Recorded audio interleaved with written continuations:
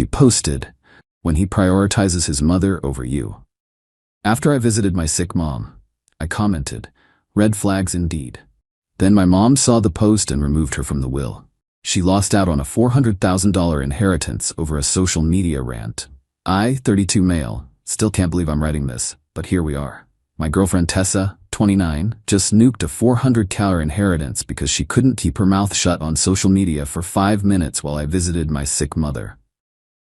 Been with Tessa for 3 years, living together for 1. She's always been, let's say, social media focused. Posts everything. Our anniversary dinner? Posted before we even ordered. Weekend trip? Live blogged. I'm more private, but whatever, different strokes. My mom, 67, has been dealing with some health issues. Nothing terminal, thank God, but she had a minor stroke 6 months ago and needs regular check-ins. Mom's old school, worked her entire life as a corporate lawyer, never remarried after dad died, built herself a solid nest egg. She's always been polite to Tessa, but kept her at arm's length. Mom's like that with everyone though, takes years to warm up. Last Tuesday, Mom called. Her voice was shaky, said she was feeling dizzy, vision blurry. I dropped everything at work and drove the 2 hours to her place. Texted Tessa, "Mom's not feeling well, heading there now, might stay overnight if needed." Her response, "Again, we had dinner plans with Jenna and Kyle tonight." Me, "Cancel them. My mom might be having another stroke." Her, "Fine, whatever." Should have seen the red flag right there. But I was focused on Mom. Got to Mom's place, took her to the ER. False alarm, just a bad reaction to new medication. But they kept her for observation. I stayed until midnight, made sure she was comfortable, then crashed at her place to drive her home in the morning. Wednesday morning, I'm making Mom breakfast when my phone starts blowing up. Notifications everywhere. Opens Instagram, there it is. A post from Tessa to her 3,400 followers. "When he prioritizes his mother over you." 3 years together, and I'm still second place. Currently sitting alone at home while he plays dutiful son again. Newsflash, cutting the umbilical cord is part of becoming a man. Mama boy, red flags, know your worth, attached, disappointed. The comments were already piling up, her friends validating her, calling me names, saying she deserves better. Some dude named Rodrigo commenting fire emojis and "You deserve a real man, queen." I commented, "Red flags indeed." Then I put my phone away and focused on Mom. She needed me. Got home Wednesday afternoon. Tessa was on the couch, phone in hand, didn't even look up. "Your mom okay?" she asked, scrolling. "She's fine. Bad medication reaction." "Good." Jenna was pissed about dinner. That's it. That was her concern. Not Mom's health. Jenna's dinner plans. I went to my office, needed space to think. Then my phone rang. "Mom, sweetheart," she said, voice cold as ice. "Francine just sent me something interesting from the internet." My stomach dropped. Francine is Mom's friend, total Facebook addict. "Mom, I've seen the post, Daniel, and the comments. Particularly enjoyed the part where your girlfriend called me a bitter old woman who needs to let go." I hadn't even seen that comment. Scroll down. Yep, there it was. Tessa responding to someone, "She's a bitter old woman who needs to let go." Dan's 32, not 12. "Mom, I'm so sorry. Don't apologize for her. I've made some decisions. Can you come by this weekend? Alone?" "Of course." "Good. We need to discuss some changes to my estate planning." The line went dead. Thursday and Friday were tense. Tessa kept posting cryptic stuff about knowing your worth and not settling. I stopped engaging. Started apartment hunting on my lunch breaks. Saturday morning, told Tessa I was visiting Mom. She rolled her eyes. "Running to Mommy again?" "Yes, I am. Got a problem with that? Whatever, I'm going to Jenna's." At Mom's house, her lawyer was already there. Mr. Fitzgerald, been with Mom for 20 years. Mom got straight to the point. "I'm updating my will. Tessa's trust fund is being dissolved." See, here's what Tessa didn't know. Mom had actually liked her, initially. Enough that 2 years ago she'd set up a trust fund for her. $400,000 to be transferred upon Mom's passing or Tessa and I getting married, whichever came first. Mom believed in taking care of family, even potential family.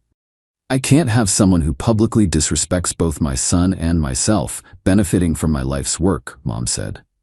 "The money will be redistributed to the Cancer Research Fund in your father's name." Mr. Fitzgerald had already drawn up the papers. Mom signed them. Tessa's $400? Gone. Just like that. Are you gonna tell her? Mom asked. Eventually. Good, let her find out what her social media rant really cost. Mom also showed me screenshots she'd taken, not just the main post. Tessa had been talking trash about our family for months in various mom groups and relationship forums, called Mom controlling, me pathetic, our family toxic, all while smiling at family dinners and accepting Mom's Christmas gifts. Drove home feeling relieved? Yeah, relieved. Update 1. Well, it hit the fan faster than expected.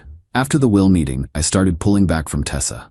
Found a decent studio apartment, put down a deposit, planned to break up cleanly, no drama. Should have known better. Last Monday, Tessa's aunt passed away. Tessa was upset but also excited. Kept talking about the inheritance. Her aunt was loaded, apparently. Wednesday was the will reading. Tessa came home that night, furious. $8,000, that's it. My cousins got the houses, the investments, everything. I got $8,000. I'm sorry, babe, that sucks. It's not fair. I visited her every month. She visited maybe twice a year, but okay. Then she said it. At least when your mom goes, we'll be set. She promised me I'm in the will. My blood went cold. She told you that? At Christmas, said she set something aside for me. Thank God, because my family clearly doesn't appreciate me. Christmas. Mom had mentioned the trust to her at Christmas, before the stroke, before the social media posts. And Tessa still posted that trash about her. Actually, I said real calm, we need to talk about that. Told her everything. The post Mom saw, the comments, the will change, the $400 she'd lost. Her face went white, then red, then purple. What do you mean she removed me? You called her a bitter old woman who needs to let go on a public platform. What did you expect? It was just venting. Everyone does it. Venting has consequences. Call her, fix this, now. No. Daniel, I'm serious. Call your mother and fix this. No. You publicly humiliated her. You publicly humiliated me. While I was taking care of her in the hospital, the money's already been redirected to charity. She started crying, then screaming, then throwing things. I walked out, went to my buddy Nate's place. Next morning, she'd blown up my phone. 62 texts. Everything from, please baby, I'm sorry, to your pathetic mama's boy, to, I'll sue you both. But the best part? She made another post. When trash takes itself out. Found out my boyfriend chose his mother over our relationship. 3 years wasted on a man who can't cut the cord. His loss. Moving on. Boy bye, know your worth. The comments were gold. Her friends hyping her up, saying she dodged a bullet, she deserves better. One girl wrote, get that bag in the breakup. I screenshot everything. Sent it to Mom with a text. Thought you'd enjoy the sequel. Mom replied, Mr. Fitzgerald will enjoy this if she actually tries to sue. Coffee Sunday? Wouldn't miss it. Went to the apartment that evening to get my stuff. Tessa had changed tactics. Full makeup, wearing that dress I liked, cooking dinner. Baby, let's talk about this. We can work through it. Tessa, it's over. Over one little post? That's insane. It's not one post. It's months of posts. It's the disrespect. It's the entitlement. It's finding out you were nice to my mom because you knew about the money. That's not... I mean, I love your mom. You called her bitter and old literally 5 days ago. I was frustrated, and now you're broke. Funny how that works. She followed me around while I packed, alternating between begging and insulting. You'll regret this. No one will love you like I do. Your mom will die alone, and so will you. Recorded all of it on my phone, just in case.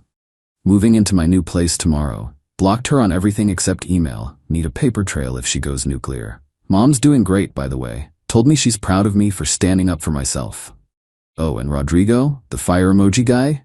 Tessa's already posting selfies with him. Good luck with that, bro. Update 2. Thought I was done updating, but the entitlement escalated to levels I didn't think were possible. Living in my studio, life was peaceful. Then last week, got an email from Tessa's lawyer. Yes, she actually got a lawyer. They're demanding compensation for detrimental reliance, basically saying Tessa made financial decisions based on the promised inheritance. They want $200. Forwarded it straight to Mr. Fitzgerald. He actually laughed on the phone. She has no case. The trust was discretionary and conditional. Your mother can change her will anytime. Plus, I have those social media posts you sent. Countersue for defamation if she pushes this. But Tessa wasn't done. Thursday I'm at work when reception calls. There's a woman here demanding to see you. Says it's a family emergency. It's Tessa's mom, Darlene. Never liked me, feelings mutual. She marches into the conference room I booked and starts, "You need to fix this." Fix what, Darlene? This inheritance situation. Tessa's been hysterical. She quit her job last month because she was counting on that money. She quit her job? She was planning to start her influencer career full-time. She can't do that without capital. I actually laughed. She quit her job to become an influencer based on money that wasn't even hers yet? Your mother promised her, and then Tessa publicly insulted her. Actions meet consequences. She's threatening to move back home. I can't have her back in my house, Daniel. Fix this. Not my problem anymore. Darlene slammed her hands on the table. That money was supposed to be hers. No, it was my mother's money. Still is. She decided to donate it to cancer research instead of giving it to someone who called her bitter and old. You're ruining her life over a Facebook post. Instagram, and she ruined her own life. Security ended up escorting Darlene out when she wouldn't leave. Added that to the file, Mr. Fitzgerald's building. Friday night, Mom calls. Daniel, did you see the news segment? What the hell? Tessa went to a local news station with a sob story. Local woman cheated out of inheritance over social media post. They actually ran it. Made me and Mom look like villains who weaponized wealth against a young woman expressing herself. The report conveniently left out the content of her posts, the fact she wasn't married to me, that the money was discretionary, and that she publicly insulted the person whose money she wanted. Mom was furious, but also strategic. She called the station, offered them an exclusive interview. They bit. Mom went on camera, calm as can be, and read Tessa's posts out loud. All of them. The ones calling her bitter, old, controlling. The ones calling me pathetic. Then she showed the timeline. Posts made while I was at the hospital with her. This young woman wanted my money while publicly disrespecting my family. I chose to donate to cancer research instead. I'm sure viewers can understand why. The station had to run a correction. The original segment got pulled from their website. Tessa threatened to sue them too. Then the real kicker came yesterday. Got a call from Nate. Dude, check Tessa's Instagram, now. She'd started a GoFundMe. Help me rebuild after financial abuse. Goal, $400,000. The description was insane. Claimed I manipulated her out of inheritance, that my mom and I conspired against her, that she's now homeless and jobless because of our vendetta. She raised $234 from her mom and a few friends. But here's where it gets good. Remember Rodrigo? Fire emoji guy? He commented on the GoFundMe. Didn't you tell me you were getting $500K from his mom? That's why I've been paying for everything? WTF, Tessa? Turns out she'd been telling him she was about to be rich. He'd been footing all her bills thinking he'd get paid back. He publicly called her out, then posted their text messages showing her promising to pay him back with her inheritance money. The GoFundMe got reported for fraud and taken down within 12 hours. Mom and I had dinner last night. She raised her wine glass. To consequences. To consequences. We clinked glasses while my phone buzzed with another email from Tessa. Subject line, please. Deleted without reading. Living my best life now. Got a promotion at work. Turns out less drama at home means better focus. Mom's health is improving. Started dating a girl from my gym who doesn't even have Instagram. Tessa? Last I heard from Nate, she moved back with Darlene and is working at the mall. Still posting about surviving narcissistic abuse to her dwindling follower count. The $400? The Cancer Research Foundation sent Mom a lovely thank you letter. They're naming a research grant after my father. Sometimes the best revenge isn't elaborate. It's just letting people face the natural consequences of their actions. She wanted to put our business on social media? Well, she got all the social media attention she could handle. Just not the kind she wanted. Final update. Said I was done, but this ending is too perfect not to share. Mom had her 68th birthday last month. Small party, just family and close friends. She's doing great. Doctor says the medication adjustment worked perfectly. She's healthier than she's been in years. At the party, Francine, Mom's Facebook friend who originally showed her Tessa's post, pulled me aside. You need to see this, she said, showing me her phone. Tessa had started a coaching business. Navigate narcissistic relationships with Coach Tessa. Her website claimed she was an expert in surviving financial abuse and toxic family dynamics, charging $150 for consultation sessions. I laughed so hard I nearly choked on my cake.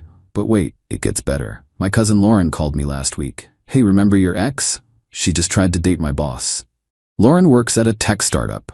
Her boss, Mitchell, is 38, divorced, and genuinely wealthy.